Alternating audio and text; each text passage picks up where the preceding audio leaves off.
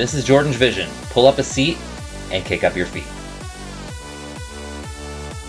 Welcome guys. How are we doing? It's time to watch another Beyond Belief episode. Hope you're ready for it. We are on Season 3, Episode 3 now. We started Season 3 with a 2 out of 5 in Episode 1 and a 3 out of 5 in Episode 2. So pretty average so far. Looking to do a little bit better. Maybe the same is okay too. Yeah. We'll see what we can do. 5 news stories. If you're not familiar with the show, again, we see 5 stories and we have to decide whether each story is either based on a true story or either made up by the writers. So, and we guess each one and see how many we get right. So, yeah, without further ado, here we go. Another episode of Beyond Belief Fact or Fiction.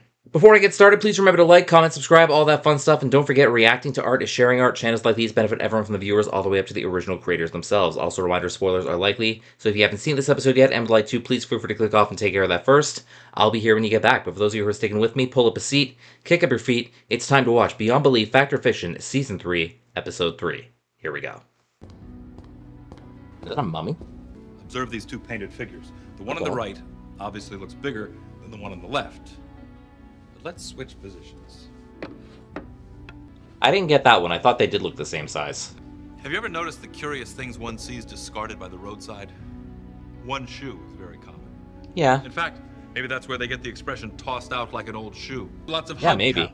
But none of these items have prepared the Bradleys for what they're about to encounter along the roadside. Jerry can't resist taking advantage of it. And Mary, well, she's waiting for the other shoe to drop. If it's a shoe, I'm going to be disappointed. My new husband, Jerry, and I considered ourselves the luckiest people in the world. Looks like a pretty beat-up wedding carriage. Where are we? Middle of nowhere? Near as I can figure, we are just outside of Flagstaff, on an old stretch of Route 66, I think. This is Route 66? No. So we're lost. I mean, all roads lead somewhere, right? I assume they drove on a road to get here. Didn't drive through a cornfield or something. Oh. They sure are having fun with this place. You read my mind. What about my tip, huh? Right here? Wow.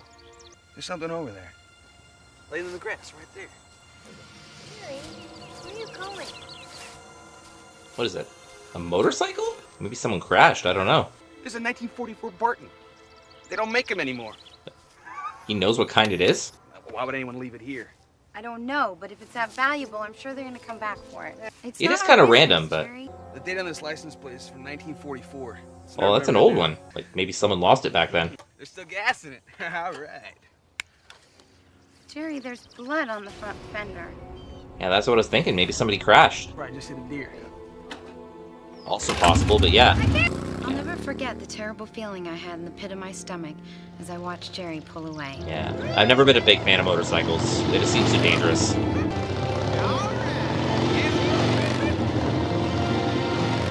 And driving on that thing is probably really dangerous. Whoa!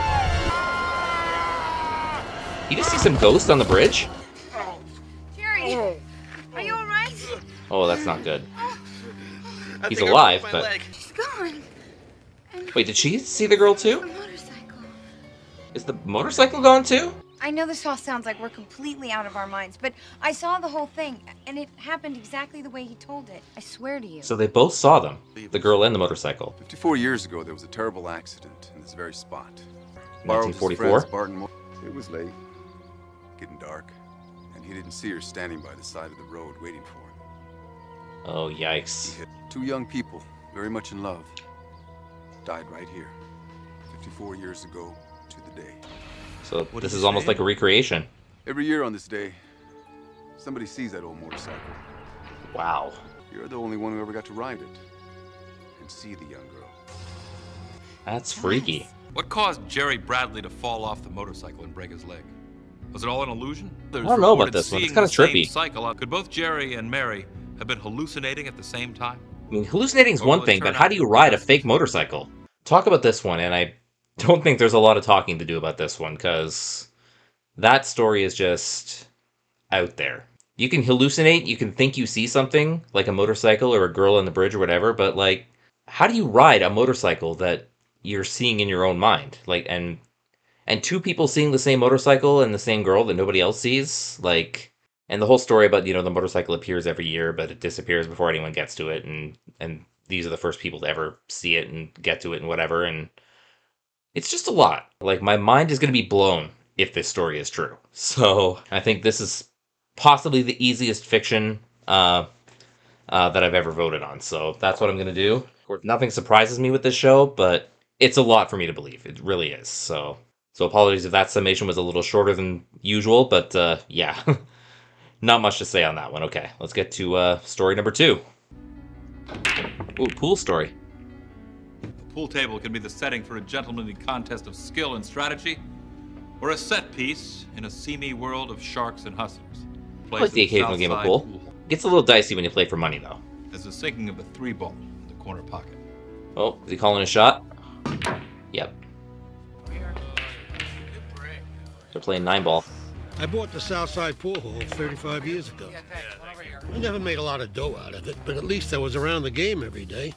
I mean, if you're doing it for 35 years and not that much money, you probably do love it. Well, things went from bad to worse, and I ended up having to sell the place for nothing to a cocky young hustler. Go, Nicky! Nicky Russ. Oh, no. All right, who's next?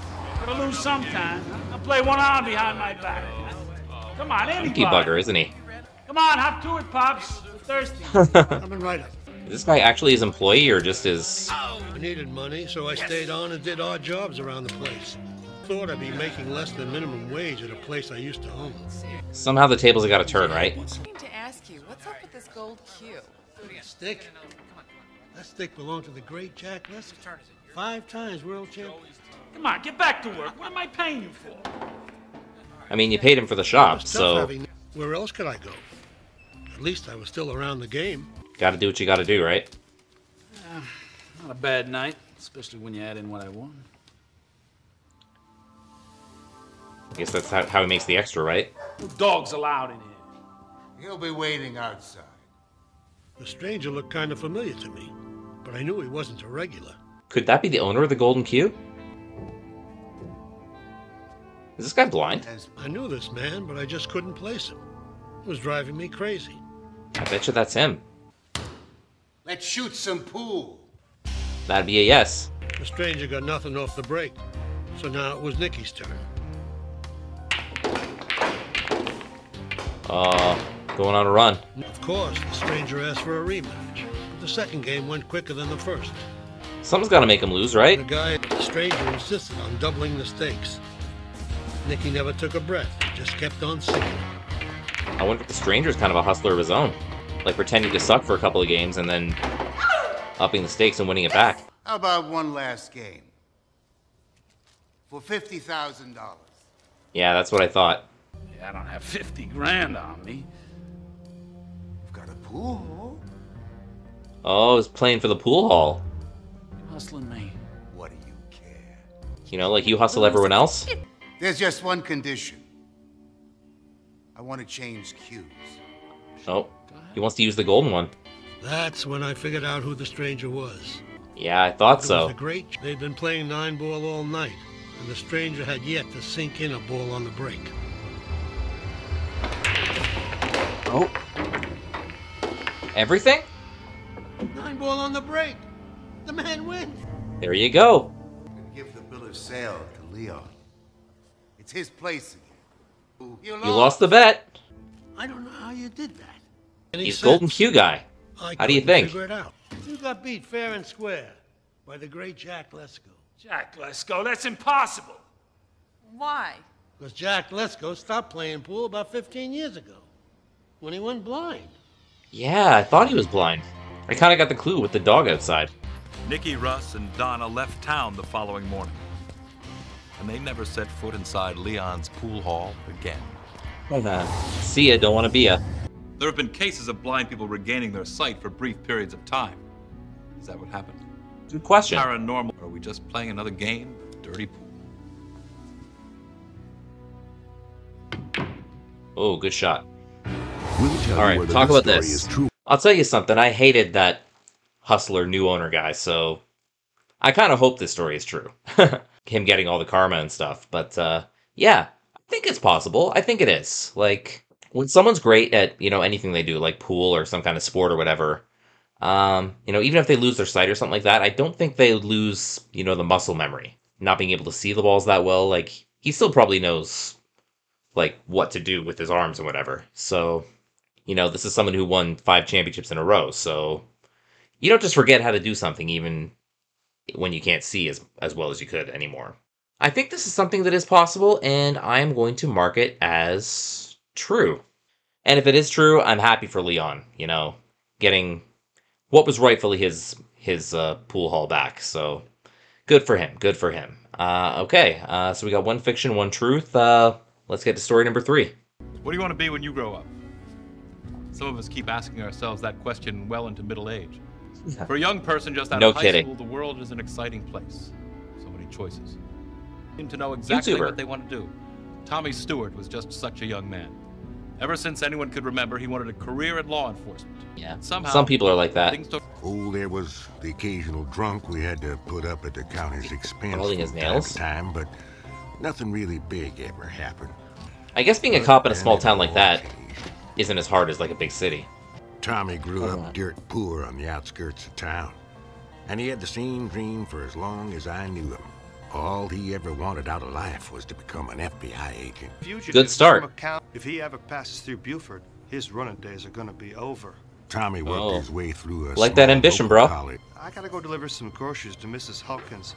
I'll be back later. Yeah, I guess he's doing that too. You couldn't help liking Tommy.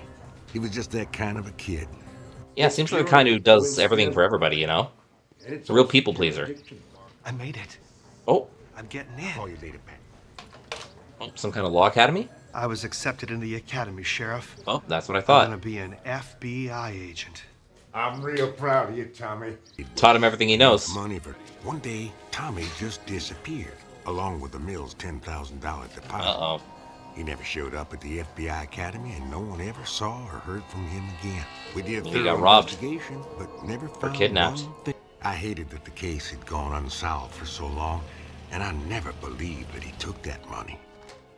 Yeah, someone's probably got him and the money. Major Joseph Delaney, FBI.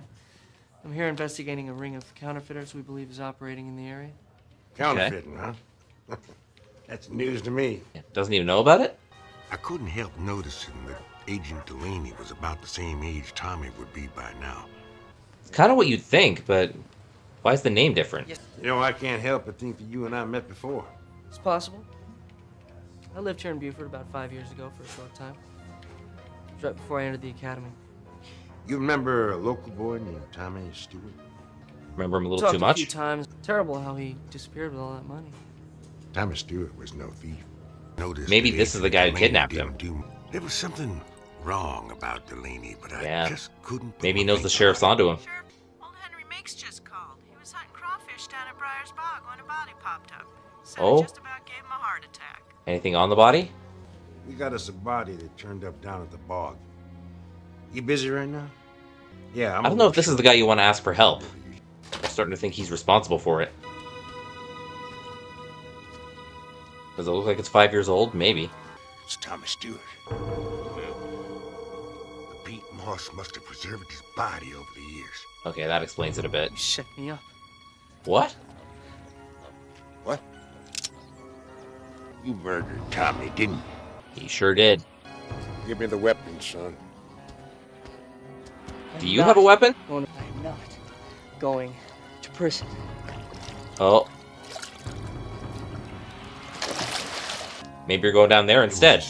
We recovered Joseph Delaney's body the following day, and there on his forehead was a deep gash that matched Tommy's exactly.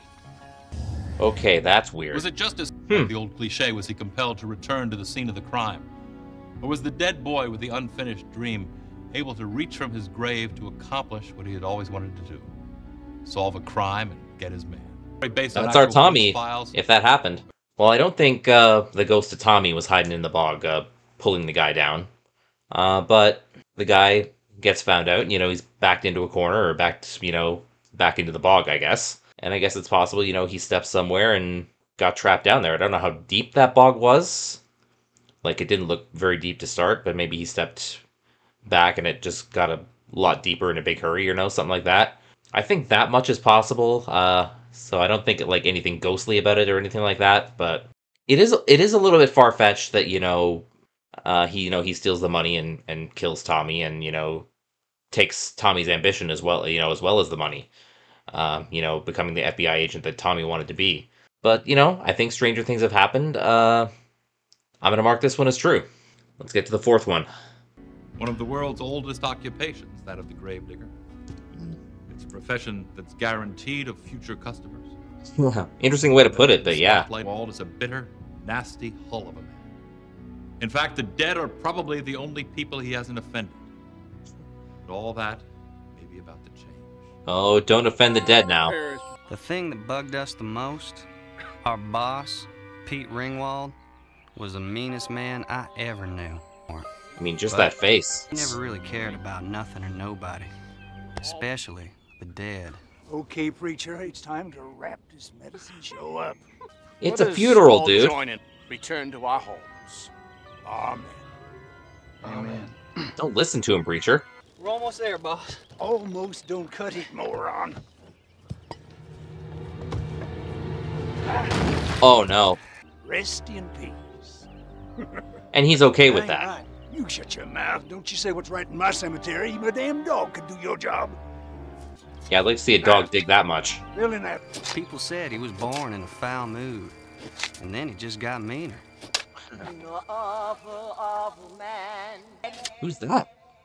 No respect for anyone, not even the dead. I don't know who's singing that, but she's right. Who the hell are you? I'm just an old woman. Do you like my song? He probably doesn't like that song. All about no respect for anyone, not even the dead. I like this old lady already.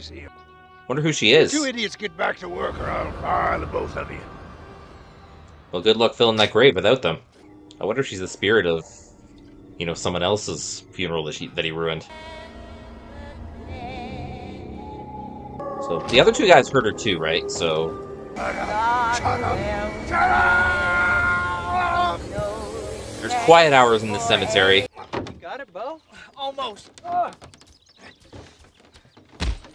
Hey! The hell did you do that for? You're useless. You know that?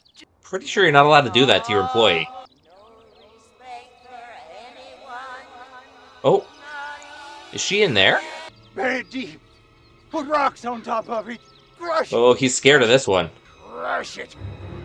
We ain't gonna do that. Be unholy. Get the hell out of here. Well, good luck crushing it yourself, old idiot. Oh. You hear me?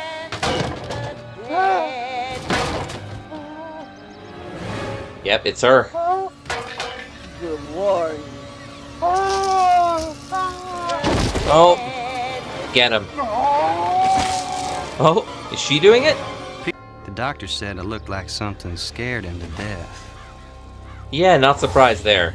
Was this an elaborate plan of revenge, engineered by the two disgruntled employees?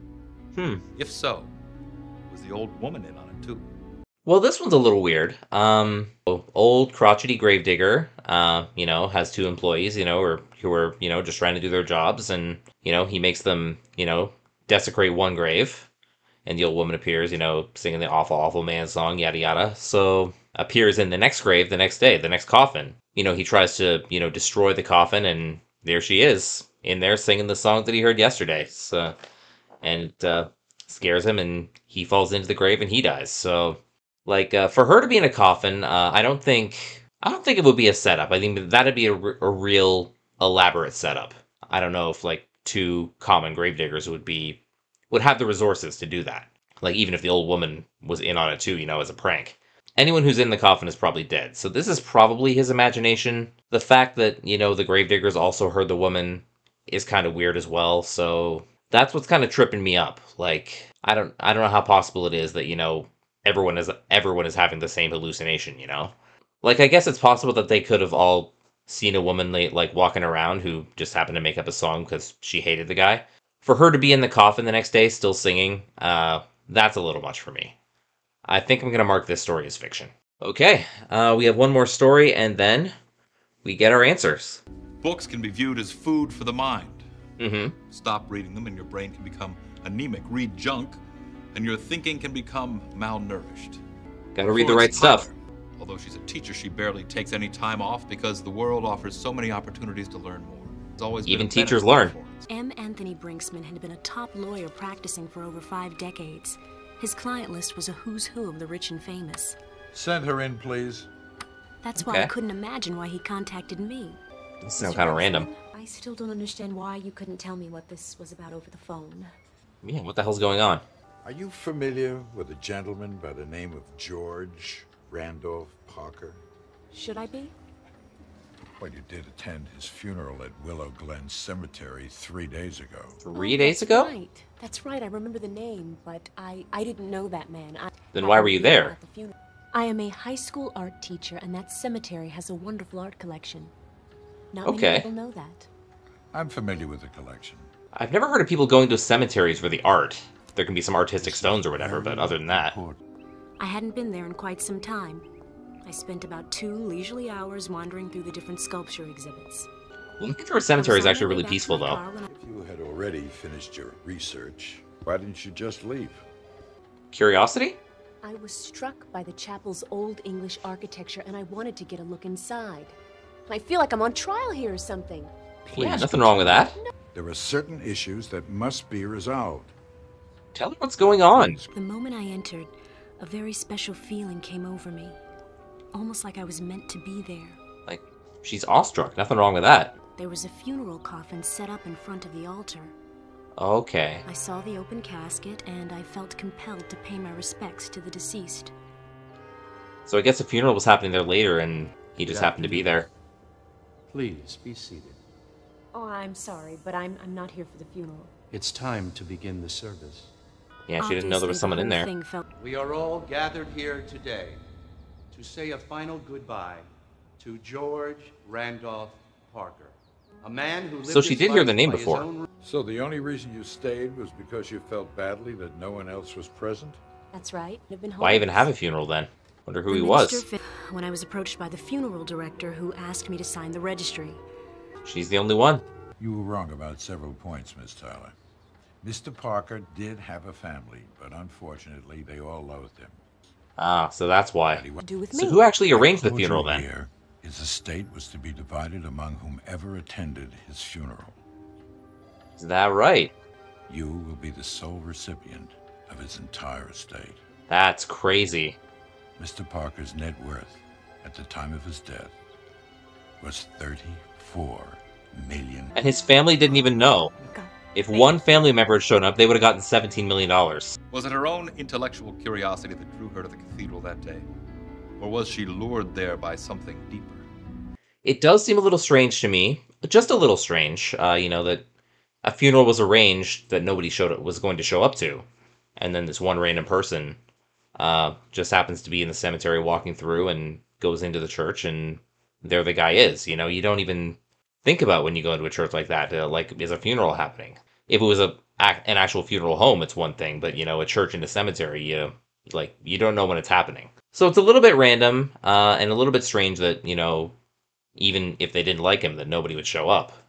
Because, you'd think even the person who arranged it would show up.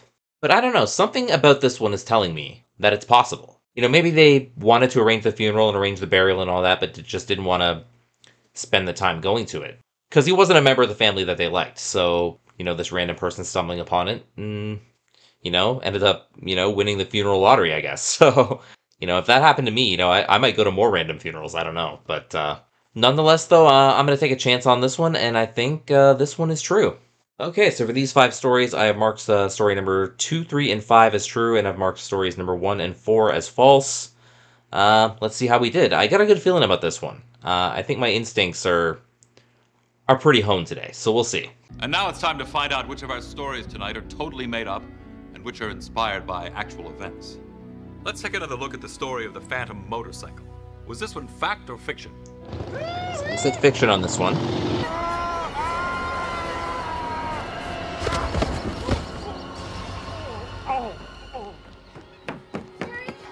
Our research on this one shows that a similar story took place in the American Southwest in the mid-60s.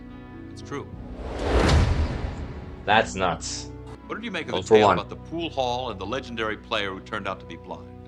You hustling me. So I said true on this one. Can't lose. It's 50 grand. Apparently he can lose. There's just one condition.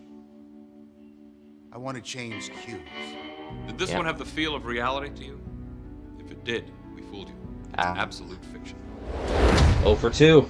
Come on. Let's take another look at the story of the FBI agent who made a surprise confession at the scene of a murder he committed. Fact or fiction?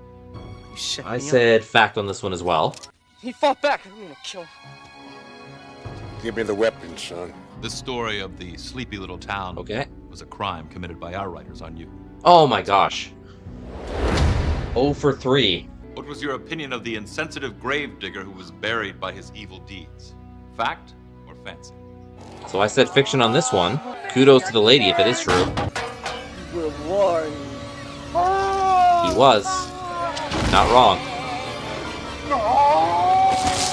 If you guessed this one was inspired by real events, you're right. It happened on the southeast coast Oh, in man. the late 80s. 0 for 4, folks. Now let's take another look at the story of the young woman who became the only mourner at the funeral of a stranger. True or false? Okay, I said true on this one. Mr. Parker's net worth at the time of his death was $34 million. I would cry. This story of the woman who inherited an unexpected fortune was inspired by an actual event that took place in Los Angeles in the post-World War II years. So save me from the 0. I got 1. Could you trust your senses tonight? Did things turn out Apparently to be not as they tonight. seemed beyond belief? I'm Jonathan Frakes. I don't know, man. This score broke my brain today. Well, thank you guys for tuning in to my reaction to Beyond Belief, Season 3, Episode 3. I don't know what to make of this one, guys. Like, I thought my instincts were really good on these stories, but apparently not. Just got the 1, and, you know, it was the last one, so it saved me from a 0 out of 5, which would have been my second 0 out of 5, but, you know, not really happy with a 1, but, you know, it's just a game after all, but, yeah, we'll definitely try to do better the next time, but that will be on the next video, so, thank you guys for tuning in. Don't forget to like, comment, subscribe, all that fun stuff. Check out my sports vlog channel, JordangeVlogs. And until next time, this is Jordan saying you can be productive sitting at home on your couch. All you need is a TV, a great catalog, and a vision. This has been JordangeVision. Have a good one, guys. Take care. Bye-bye.